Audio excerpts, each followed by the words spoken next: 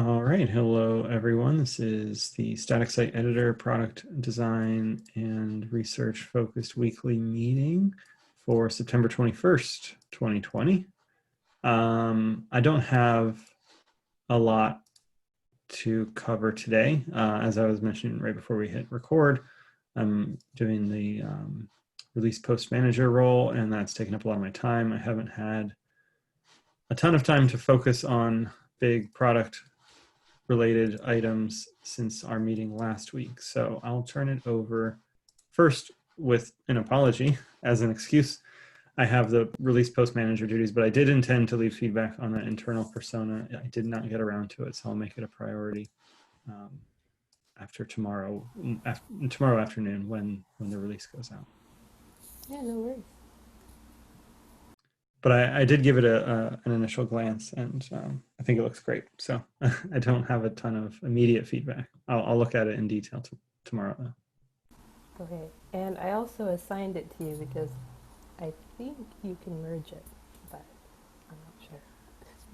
Way too much power for me to have, but I saw that you assigned it. I'll make sure it gets merged after I review. Yeah. Anything else on your mind while we're talking about research? So, no research on my mind. Although I do have a question. I was just about to look for the link to Michael's upcoming solution validation, but I will wait until I find that link. But it was mainly sort of a question of if there was anything that Michael needs input on, because I saw it. I think it's about associating changes to an existing merge request or something like that. But I hadn't provided the feedback yet, so that's what's on my mind. Any thoughts, Michael? So any thoughts on that? Lots of thoughts on it. So I think that's been like the main kind of things that I've been looking at is just like the overall flow of associating a change to existing MR. I'm putting together some prototypes today, and then I'm going to use the issue refinement session, the team later, to get some engineering feedback on some of the prototypes and kind of the flows. And that will probably dictate more of like the direction of like actually more of the approaches that we want to go for.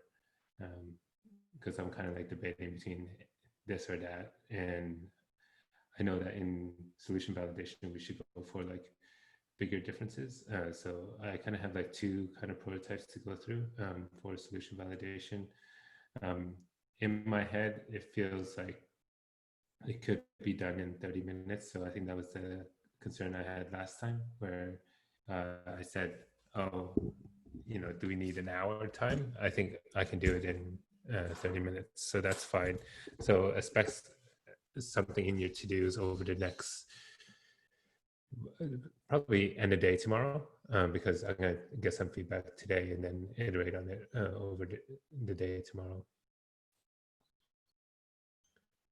Sounds good.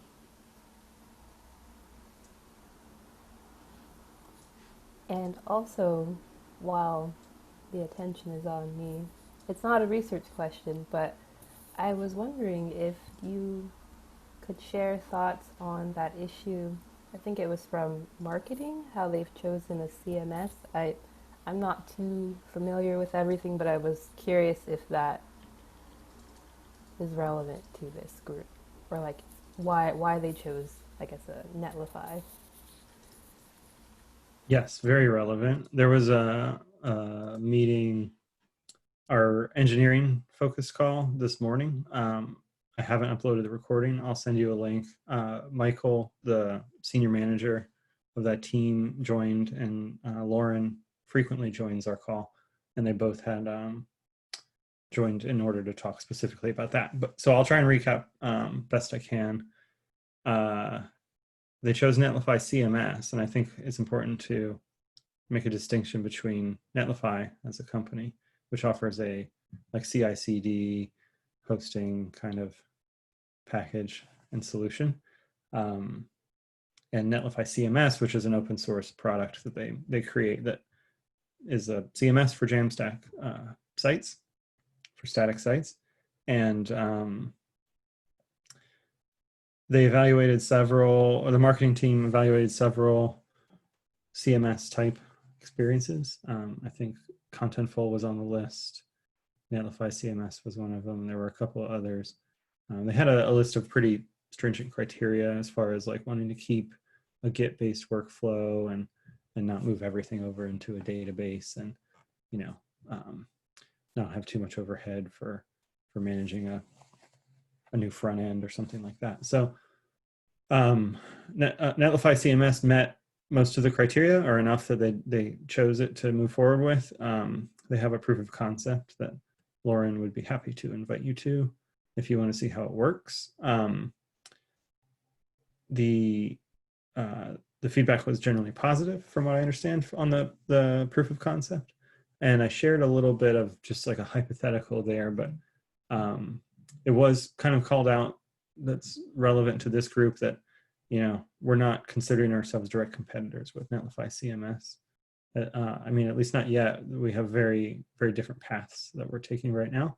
And I kind of threw out there, like, someday if we have an open source product, or at least they have an open source product, we could potentially have a solution, even if it's custom built for our marketing team, that's like the Netlify CMS for managing the content, but then our WYSIWYG editor is like jammed in there, right? Like, so you can imagine, like, I think one of the bits of feedback that I've seen about Netlify CMS is that it's very intuitive and it's easy to set up and easy to use, but then it's just like you're editing a form, right? You've got a form field for title, you've got a form field for metadata and date, and then you've got a big text area that takes markdown that you can put body content in. And you can have, like, multiple body content types and images and things like that, which is quite nice. But it's very, like, kind of blocky and text-based editing experience, where we're going for something a little more word processor, like, I guess, for lack of a better word, a little more rich. And that rich editing experience layered on top of something like Netlify CMS could be a really compelling offering. Whether or not that's the direction we head in, I don't know. We're going to keep going down the road, making our editor great, and bringing in things like editing front matter and managing merge requests. And we could back ourselves into competing directly with Netlify CMS. We could back ourselves into, finding a way to merge. I think we're just keeping our options open as far as the marketing site goes. Clearly, this has not been like, I haven't talked to Netlify about any of this. This isn't some kind of partnership announcement or anything. So this is all just off the top of my head and thinking about longer term product direction. I don't know where they're headed with theirs either, if they have a brilliant editor that they've been working on for the past year that they're about to launch. But yeah, they chose that, and I assume we'll serve them for at least the next 2-3 years, until the static site editor is something that they could potentially use exclusively, or until we have some kind of convergence between the two sites. We did talk a little bit about Netlify CMS in the context of their static site generator of choice, which is still middleman, but they have started thinking about, like, moving to a more modern JavaScript-based static site generator, just as we are talking about moving to Frontman to improve performance. So I don't know what the future would look like there if we're continuing to diverge, if we would potentially want to stay in step with them and move the handbook to something like that, or if we want to just leverage the existing work and capabilities of our team and keep something Ruby based, which I think is where we would probably end up. Awesome, thank you. But there's a lot of great thought in that epic and in those issues, and some proof of concepts. And I'm going to stay in close touch with that team to hear the feedback and how it goes as far as implementing the integration and the first use cases and how long it's taking to set up and all that stuff, because that's really, really great input for our group as well. Awesome.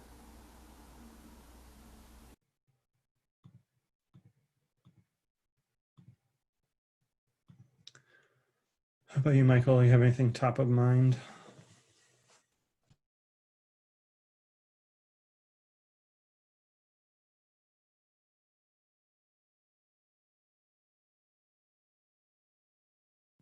I think you're muted here.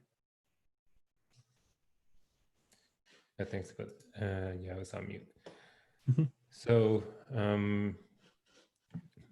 I guess high level, what I'm looking at for the merge request, I'll just share you what I have in flight as a preview for later, at least some context of what I think the testing could be. So I'm just gonna try to pull that up.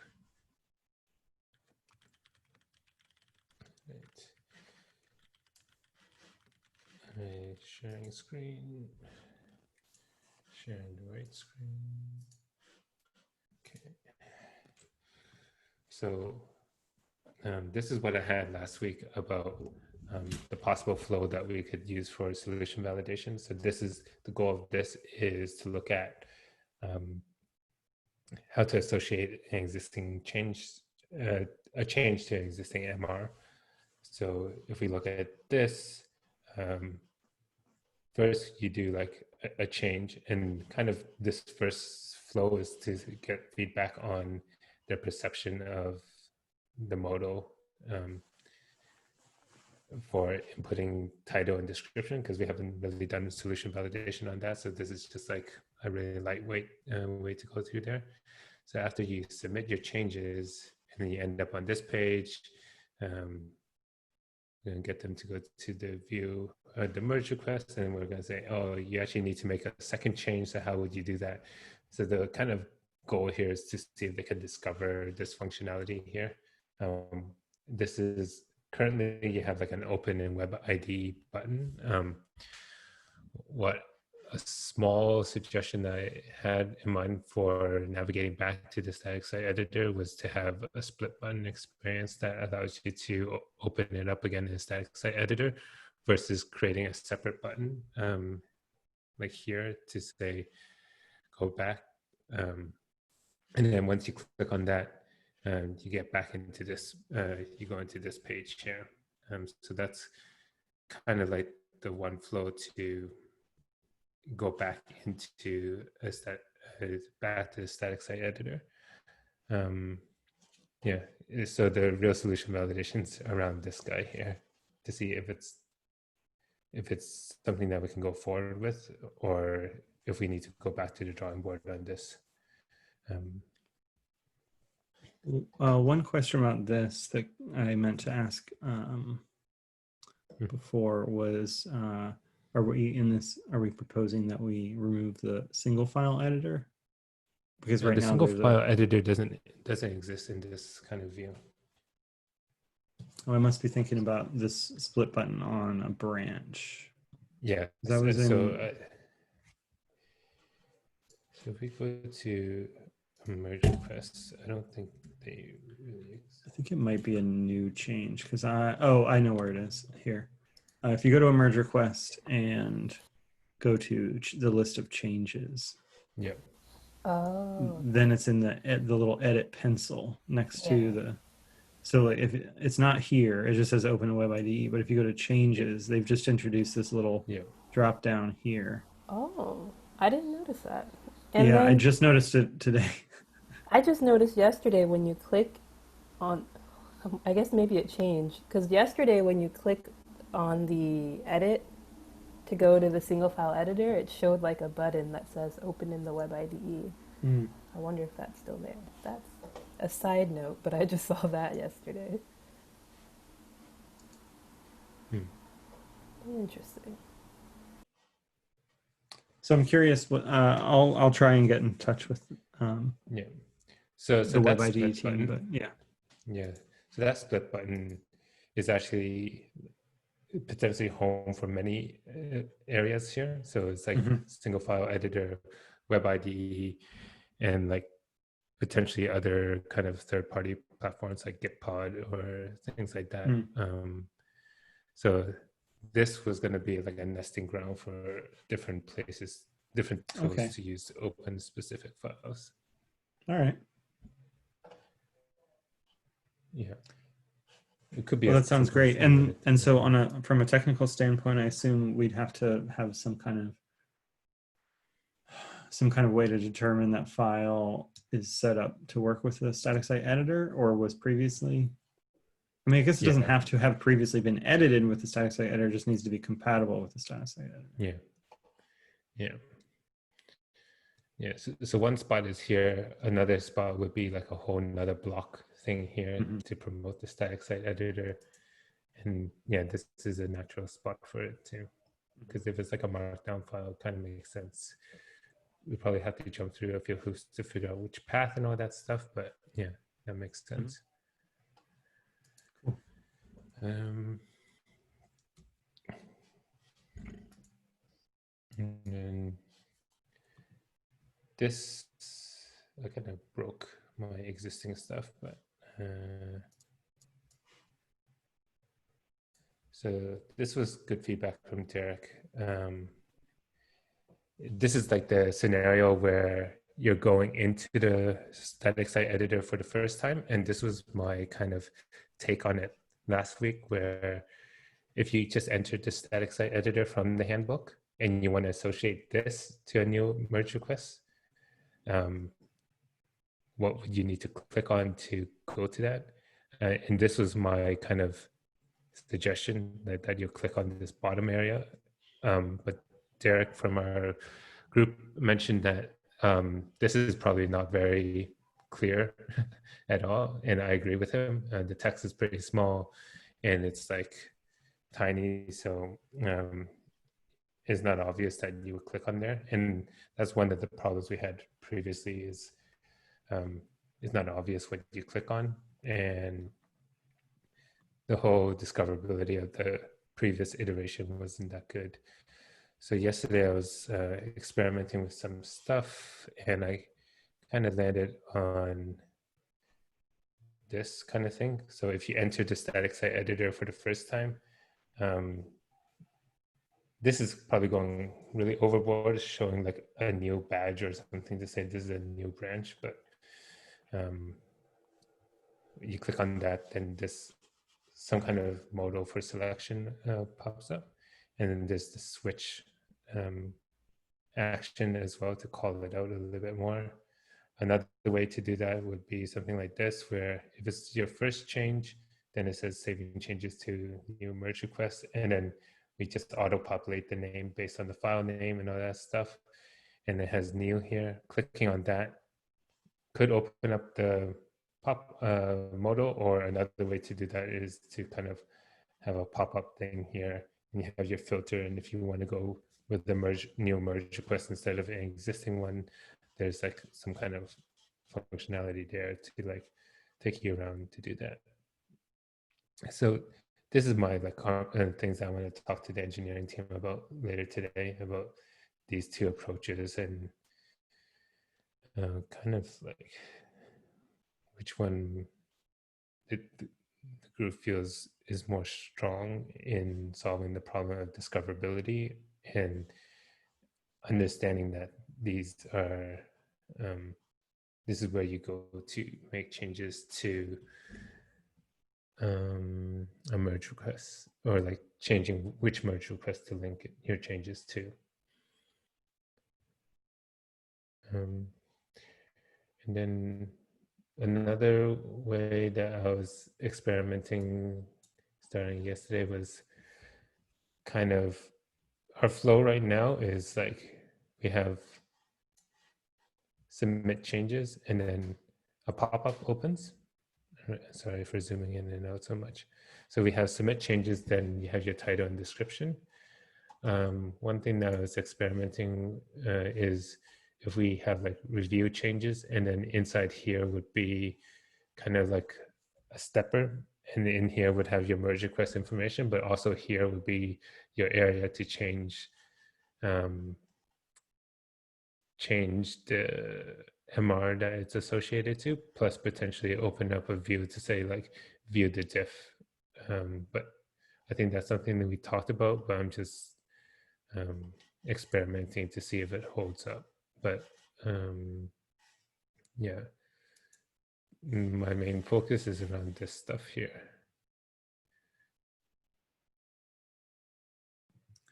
This is all looking great. I can't make the issue refinement session in the morning because I'll be dealing with release stuff, but my initial take is that I like the second direction with the pop-up for discoverability and just keeping things in context.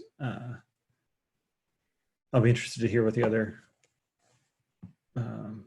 what the rest of the team thinks. And then, you know, as this goes into solution validation, obviously we want to be really aware of discoverability, but I'm really liking this bottom bar paradigm, and I think this is a good approach for making sort of giving the merge request a home there. It may be a little discoverable at first, but hopefully it's a pattern people can learn pretty quickly. That would be my hope, at least.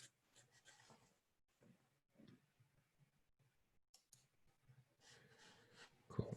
Yeah, so I'll refine the flow and the screens over tomorrow, and then yeah, I'll put together the testing guide and prototype and send it around for feedback. Probably end of day tomorrow or Thursday. Awesome. Thanks. I'm going to go through my agenda real quick. We already talked about the CMS choice. I just made a note that we did talk about it. And we talked about this last time, but this week I'll be updating our category maturity because of the outcomes of our first category maturity survey. It looked positive. Our scores were high enough, so I'll get all the merge requests necessary to update that. Hopefully tomorrow, since tomorrow's the 22nd, it'll be a good day to do it. And the last, I just dropped a couple of links. There's a couple of new products in like the dev and editor space that I came across last week that I thought were kind of neat. I'm trying to be a little more aware of newer things. And I've been waiting on this one for a while, but Panic is one of the longest standing independent Apple software developers. I learned on their software how to use FTP. Transmit was their app for FTP. They have a new editor called Nova, which looks to be pretty amazing. It's not like a static site editor. In that it's not like a WYSIWYG editor that we wouldn't get any influence there, but it is like a full like modern development workflow IDE kind of editor, similar to what you might see in VS Code or something like that. I haven't checked it out too closely. It has like extensions and themes and all that stuff.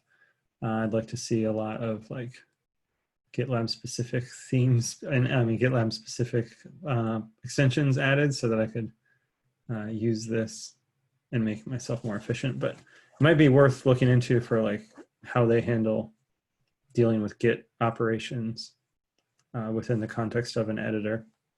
Couldn't hurt.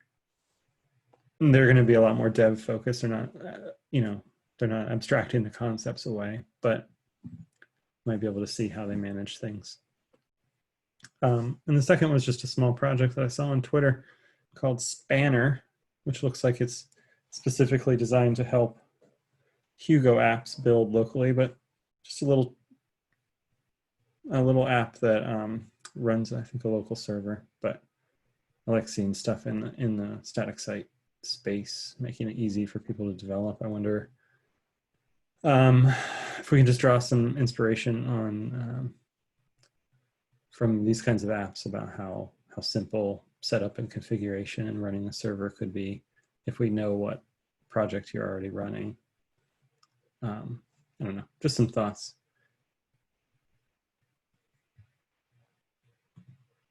And I dropped the links to both of these in the agenda for anybody watching the recording. They can go back and look. Cool. And that's it for me. Thanks for that, Eric. Yeah.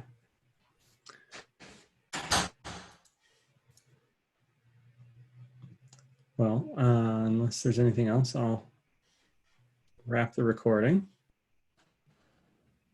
That's it for me too. Cool.